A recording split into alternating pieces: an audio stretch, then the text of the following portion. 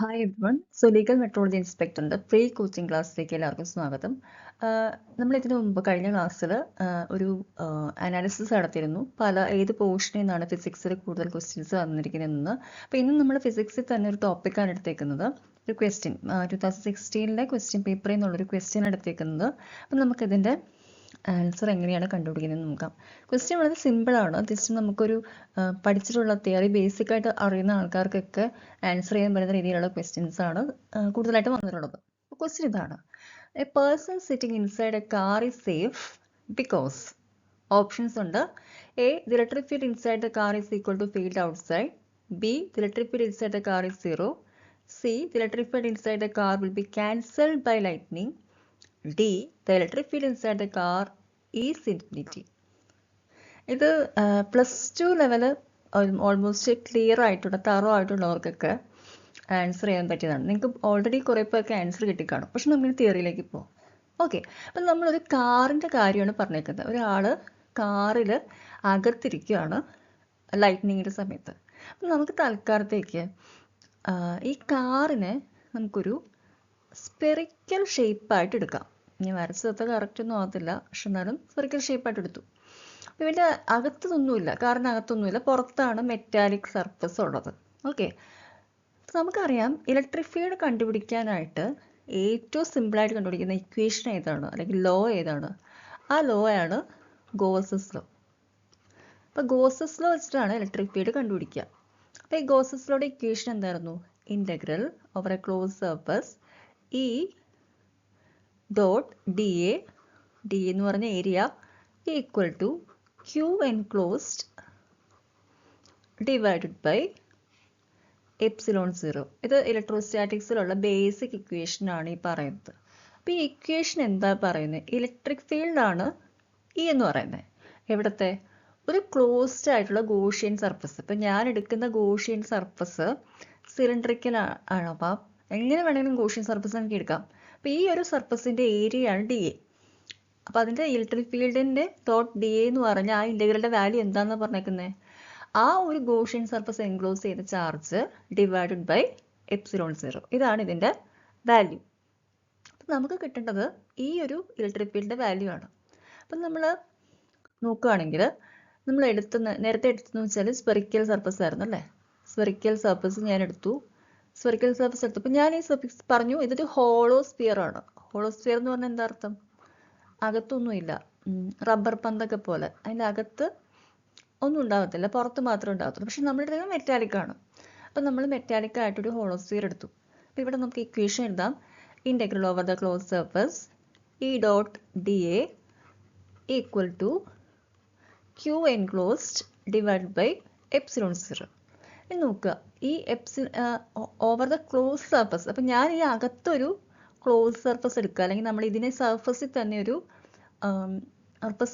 Close surface എടുക്കുക. അപ്പോൾ എളുപ്പത്തിൽ നമുക്ക് ഇത്ര അകത്തൊരു ക്ലോസ് സർഫസ് എടുക്കാം. ഇതാണ് എൻ്റെ ഗോഷ്യൻ സർഫസ്. അപ്പോൾ ഇത് റേഡിയസ് R എന്ന് വിചാരിക്കുക. അപ്പോൾ എനിക്ക് ഇതിൻ്റെ അകത്തുള്ള ഇലക്ട്രിക് ഫീൽഡാണ് കാണേണ്ടത്. അപ്പോൾ ഇത് നമുക്കറിയാം ഈ ഡോട്ട് എന്ന് പറഞ്ഞാൽ എന്താണ്? ഈ ഡോട്ട് ഡി എ എന്ന് പറയുന്നത് ഈ ഡി എ കോസ് തീറ്റയാണ് അല്ലേ? അപ്പം ഇവിടെ ഇലക്ട്രിക് ഫീൽഡ് എന്ന് പറഞ്ഞാൽ ഏരിയ എന്ന് പറഞ്ഞാലും സെയിം ഡയറക്ഷൻ ആയതുകൊണ്ട് നമുക്ക് എന്ത് കിട്ടും? E dot d A cos theta എന്ന് പറഞ്ഞാൽ ഈ ഡി എന്ന് മാത്രം വരും. തീറ്റ 0 ആയിപ്പോൾ. കോസ് 0 എന്ന് പറഞ്ഞാൽ ഈക്വൽ ടു 1 ആണ്. Okay, so E d A എന്ന് മാത്രം വരും. Okay, E d A equal to Q enclosed by epsilon 0. ആ ഏരിയ എൻക്ലോസ് ചെയ്തേക്കുന്നത്. അപ്പം ഞാൻ ആ തുടക്കത്തിൽ പറഞ്ഞു, ഒന്നും കൂടെ എക്സ്പ്ലെയിൻ ചെയ്യാം. ഇ ഇൻറ്റു ഡി എ എന്താണ്? ഇത് നിങ്ങൾക്ക് എല്ലാ പ്രോബ്ലംസിലും യൂസ് ചെയ്യാൻ വേണ്ടി പറയുകയാണ്. ഡി എന്ന് പറഞ്ഞാൽ ഗോഷ്യൻ സർഫസിൻ്റെ സർഫസ് ഏരിയ ആണ്. അപ്പോൾ ഇവിടുത്തെ ഏരിയ എന്ത് വരും?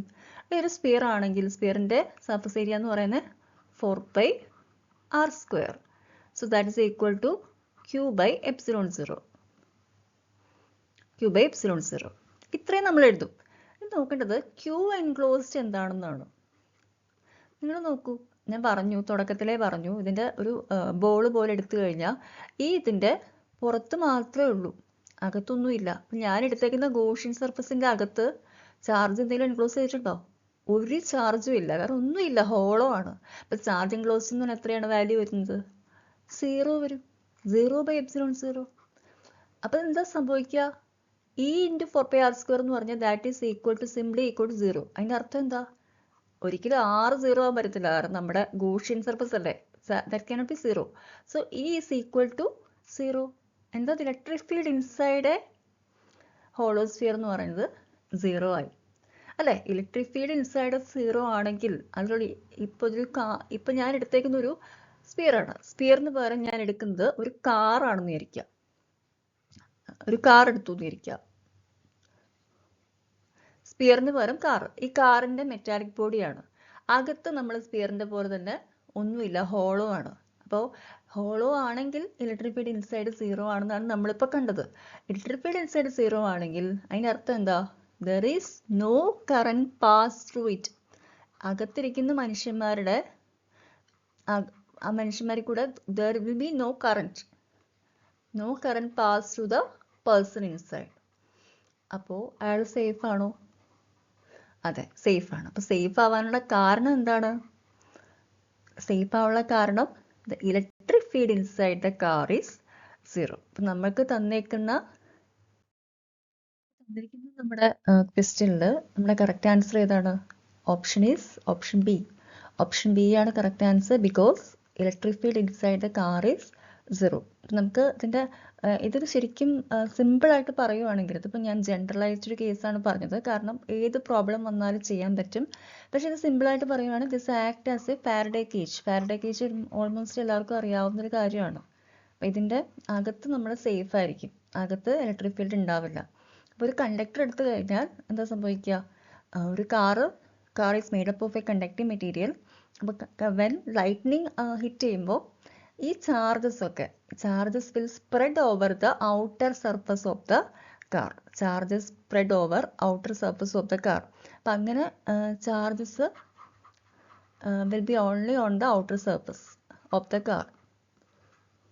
സോ ഇൻസൈഡ് എ കണ്ടക്ടർ എന്തായിരിക്കും? ഇലക്ട്രിക് ഫീൽഡ് 0 ആയിരിക്കും. അപ്പം നമ്മൾ ഇത് ഗോസസ് ലോ വെച്ചിട്ട് ഒന്ന് തിയറി വെച്ച് പ്രൂവ് ചെയ്തു. പക്ഷേ ഇത് ഇങ്ങനെ ഒരു സിമ്പിൾ എക്സ്പ്ലനേഷനിൽ കൂടിയും പറയാവുന്നതാണ് എളുപ്പത്തിൽ. അപ്പോൾ ഗോസസ് ലോ ഞാൻ യൂസ് ചെയ്യാൻ കാരണം നമുക്ക് ഏത് തരത്തിലുള്ള പ്രോബ്ലം വന്നാലും എടുക്കാൻ വേണ്ടിയിട്ടാണ്. പക്ഷേ ഇത് നമുക്കൊരു എന്താ പറയുക, സിമ്പിളായിട്ട് ഇങ്ങനെയും പറയാം. Okay, so inside the car എപ്പോഴും ഷീൽഡഡ് ആയിരിക്കും, കാരണം ഇലക്ട്രിക് ഫീൽഡ് 0. അപ്പം ആൻസർ ഓപ്ഷൻ ബി ആണ്. അപ്പം ഇങ്ങനത്തെ ഒരു പ്രോബ്ലം വന്നാൽ, ഇലക്ട്രോസ്റ്റാറ്റിക്സിന് ഏത് പ്രോബ്ലം വന്നാലും അത് എളുപ്പത്തിൽ അപ്രോച്ച് ചെയ്യാനായിട്ട് ഇത് യൂസ് ചെയ്താൽ മതി. So we will be back with another question in the next video. Thank you.